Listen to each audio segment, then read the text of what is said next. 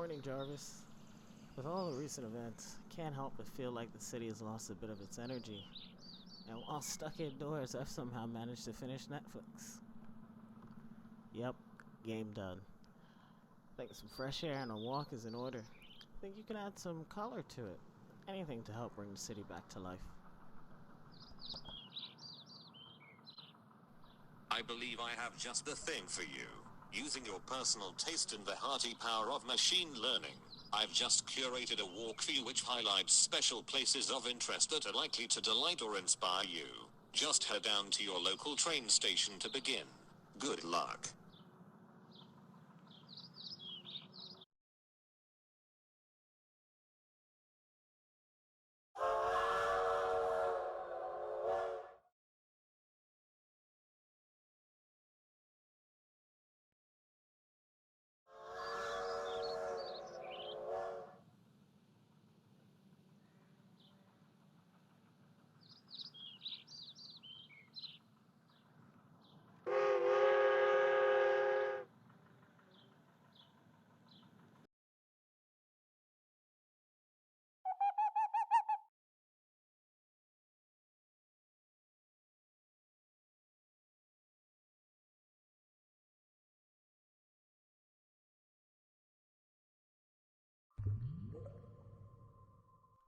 Museums can offer us easy access to rare art, but the physical limitations in real estate means they can only provide a small portion of history, and that portion is likely informed by the privileged few.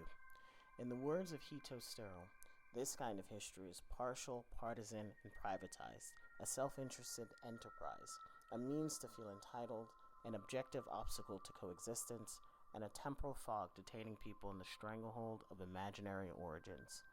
The tradition of the oppressed turns into a phalanx of oppressed traditions. How can we use design to push art and thought back into mainstream society in a way that is both abundant and genuine? The hope here is true fusion. Well, at least of thought, through the sustained and continuous growth of our shared knowledge.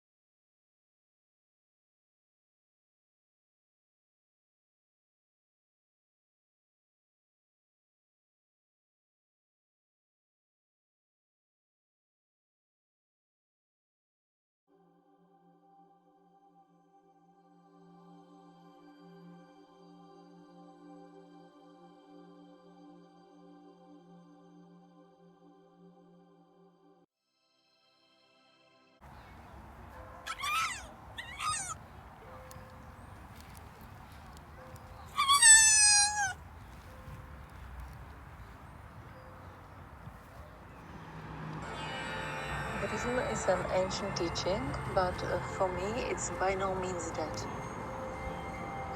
It's exciting, fascinating, and one-life journey into the depths of the mind, which is done, of course, by meditation, especially Buddhist meditation, Vipassana.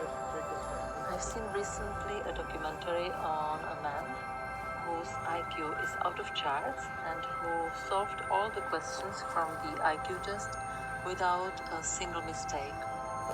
And he says that he doesn't think about the solution just comes to him. And that's what meditation is about for me, to purify the mind from all the babble of thinking, opinions and longings, and just open it to the vast wisdom and knowledge.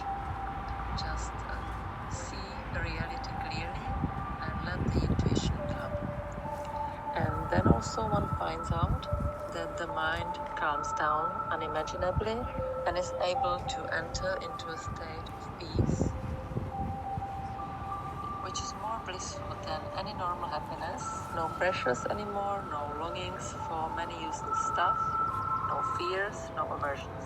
Just simple being and seeing. It's a journey. It's a journey that always leads somewhere.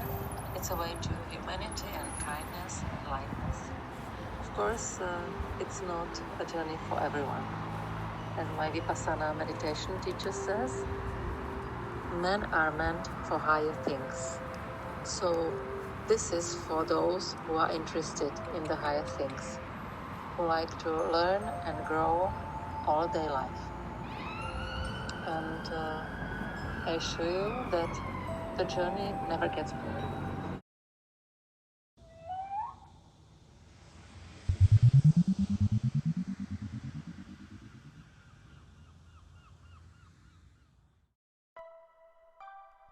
With Sterl's vision, one can imagine a vibrant, sweeping metropolis covered by art and futuristic technology enabling both nature and humanity to proliferate. Museums could be turned inside out, have all of their objects sent to their respective homes, and then placed all throughout their cities for public display. Though, as Sterl wisely puts it, this is a huge endeavor, of course, one that goes far beyond the task of the museum as it is usually understood. It enters into the project of recreating not only the city, but society itself.